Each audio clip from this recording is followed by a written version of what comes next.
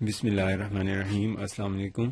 آج میں آپ کو مردانہ طاقت کے لیے ایک بہت ہی زبردست اور آسان نسخہ بتاؤں گا، جس کو استعمال کرنے سے نہ صرف مردانہ کمزوری ختم ہوتی ہے بلکہ جنسی صلاحیتوں میں اضافہ ہوتا ہے اور زبردست طاقتور اور محرک ہے، اور ساتھ ساتھ اس میں نظام تولید کو بہتر بنانے کی بھی بڑی زبردست صلاحیت ہے۔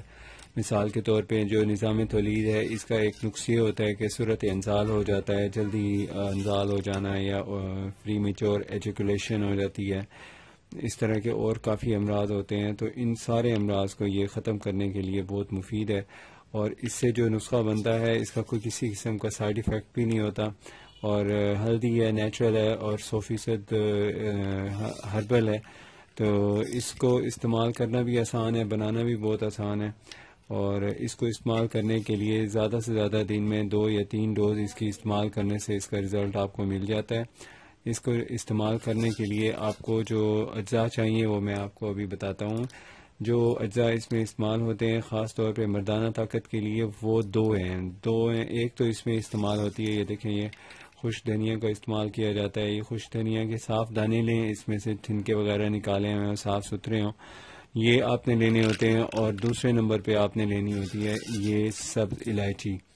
سبز الائچی کے ویسے تو بہت فائدے ہیں، لیکن اس کا اب آج جو آپ کو نسخے کے حوالے سے بتا رہا ہوں، یہ فائدہ ہے کہ یہ صورت انزال کو بھی روکے گی، اور ساتھ میں اس کے ساتھ اس کا یہ فائدہ بھی ہوتا ہے کہ جنسی صلاحیتوں میں اضافہ کرتی ہے، ویکنس ختم کرتی ہے۔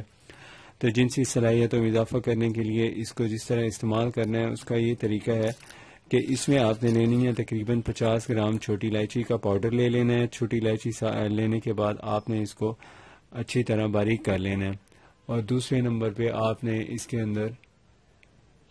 اندر ڈالنی ہے 50 گرام ہی سوکھا دھنیا ڈالنا ہے۔ اب ان دونوں کو اچھی طرح باریک کر کے پاؤڈر کر کے مکس کر لیں۔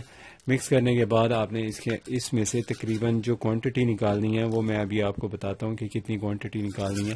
یہ دیکھیں، اندازہ یہ ہے کہ اس کوانٹٹی میں آپ نے اس کو استعمال کرنا ہے۔ یہ کوانٹٹی تقریباً بنتی ہے چنے کا جو چائے کا چمچ ہوتا ہے، اس کا آدھا چمچ، چائے والی جو ہوتی ہے آپ کی چمچ ہوتی ہے، ٹی سپون، وہ ہاف چمچ کافی ہے۔